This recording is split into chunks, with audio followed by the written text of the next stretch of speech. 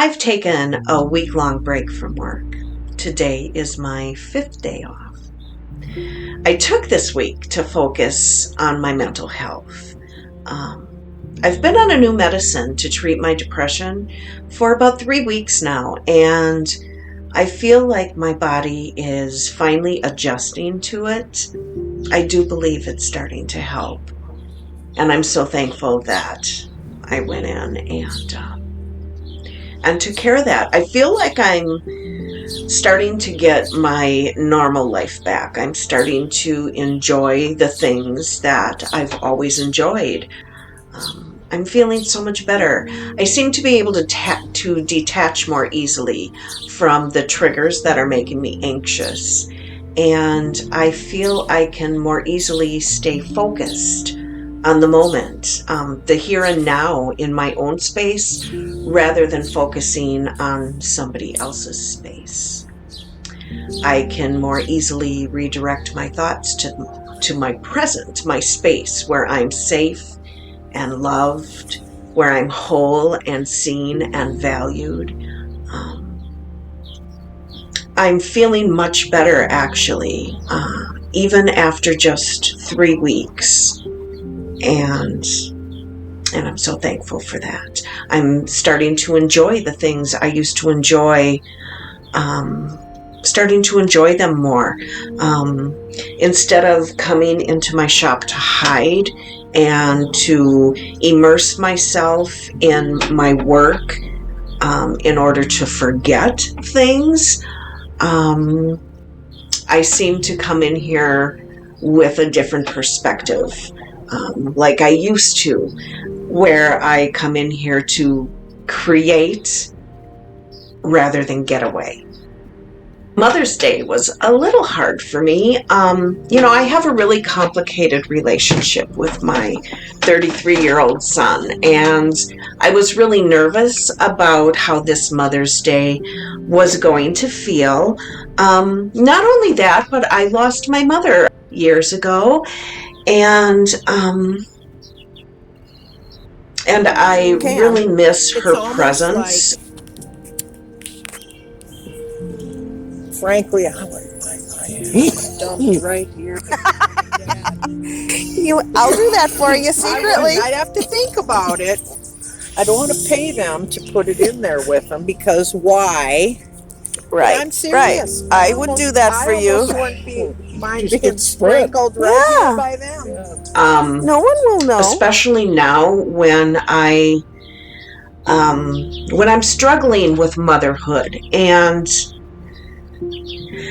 I could really use my mother's advice. My sweet girlfriend brought me roses yesterday. She just wanted me to know that I'm a good mother and that I'm a good person. She knew Mother's Day might be hard for me this year. She wanted me to know that she's here for me, for love and support. And, I'm so thankful for my supportive circle of women. We have so much history together, and our bond to each other is so strong. We're all mothers who have lost our mothers, so we mother each other. My husband has actually asked my girlfriends to come over to chat with me a few times because he knows how nurturing that is for me and how beneficial it is for me to just sit with my ladies, and that's so important. I'm also thankful for the support of those who have left comments on my recent videos about this challenging time for me. I feel less alone because of them, and I appreciate them more than you could ever know. I usually have a more positive, upbeat channel, and I was a little nervous about sharing this challenging thing I'm going through. But I want my channel to be authentic and real, and sometimes that means talking about the messy stuff and the not so positive stuff. And I hope that in doing that, it benefits somebody else who struggles with their mental health at times. And I hope it makes you feel less alone. It's just, part of life. And I don't want to share just the good stuff, the pretty stuff, because that's fake to me. And I don't want to be fake. So most of the weather this week has been really nice. I was able to get my garden put together and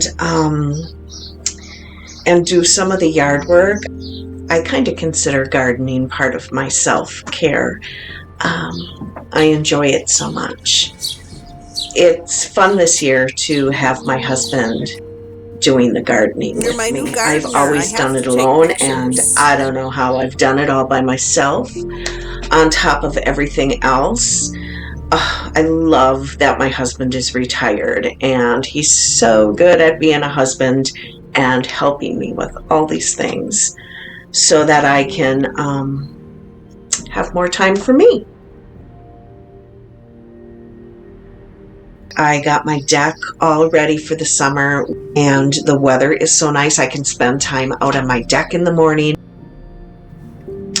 Tomorrow it's supposed to rain and be gloomy, and I really could use a gloomy day, actually. Sometimes I love a gloomy day. I feel less pressure to do, and I more easily allow myself to putter around and work on the things that bring me peace. I have finished my journal setup for my 59th trip around the sun, which is in June, and I finished my June pages. I'll be using only this planner and my tarot journal for the most part. So I wanted to include my health and wellness to it rather than a separate journal. I think it'll be less complicated, and I want my 59th year to be just that, less complicated. I am excited to start using this journal. It's a smaller size, so I can take it with me in my bag. And this will be the journal I use from June until June. I've never considered myself a great tarot reader, yet my tarot practice is what has been the most consistent practice this year. I recently watched a fellow YouTuber's video on daily practice. It was the Vaniness, and I'll link all her information down in the description box. She talked about the pressure there is to have a daily practice and the feelings of inadequacy that a witch can have, the feelings of failure when you don't have a daily practice. In the past, I have always found it challenging to have a daily practice. The time to spend in sacred space every day, the time to pull a tarot card daily or to meditate. I get up so early in the morning and I work all day, and I never found the time. Really thought about that. She made a wonderful point about being consistent in your practice, even if it's not daily, and how that is still a practice. The practice of being consistent. Like me, you probably have a consistent practice yourself without realizing it.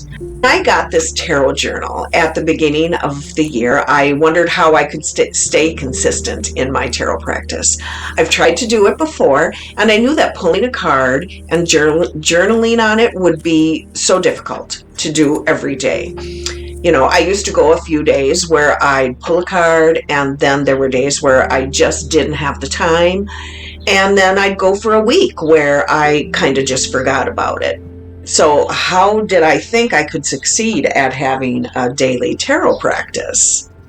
I spent money on this wonderful journal, and I didn't want that to be a wasted purchase. So not long after the year started, I decided to get up an hour earlier every day to pull a card and journal on it before work. I feel like it's a lesson every day. I'm getting better at tarot. I'm getting better at the language of tarot and reading intuitively. So now I get up at 4 a.m. when the neighborhood is still so quiet, and it leaves me enough time to go through my other planners and check in, to pray, or to meditate if I choose. I love having this extra time, and it's worth it to me to get up early to do this. I've pulled a card and journaled on it every day this year so far, except 2 days when I was out of town. I also have a consistent practice after work. I come up to my studio the minute I get home. I write or paint, shower, or just relax for 2 hours. And I often lose track of time, which is why my husband ran out and bought me this.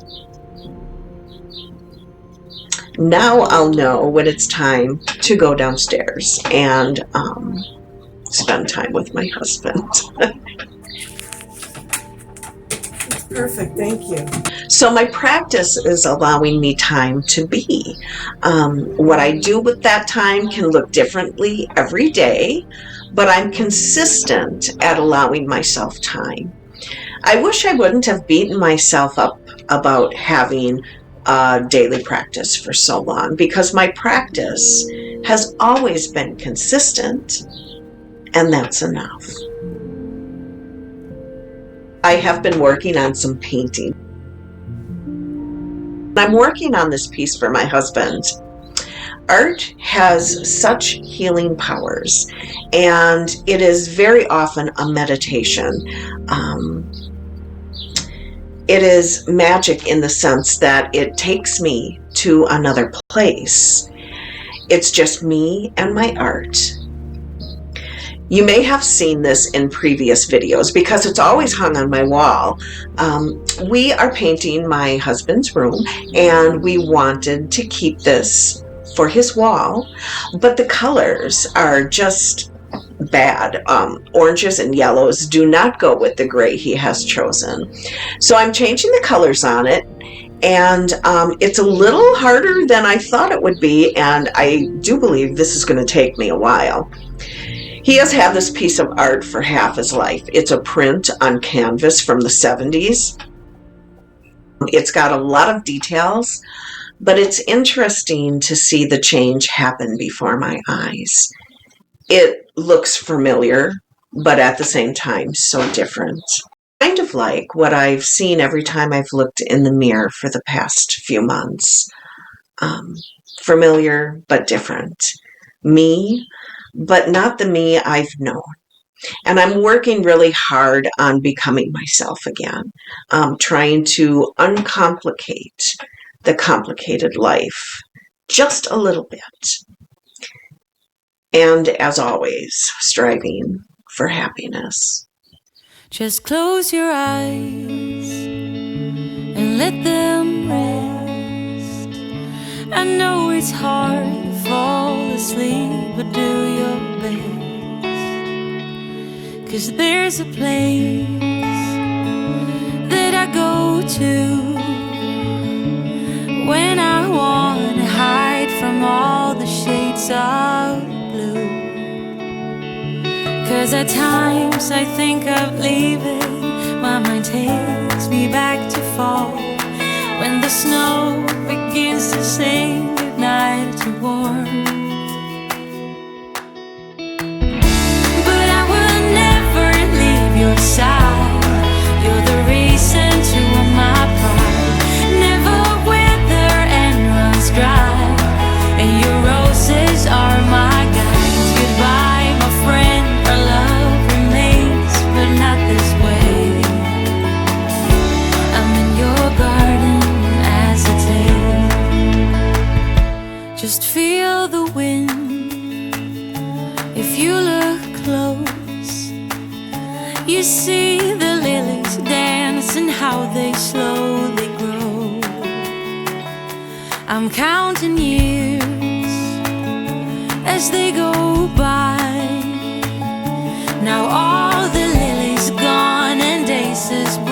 to life.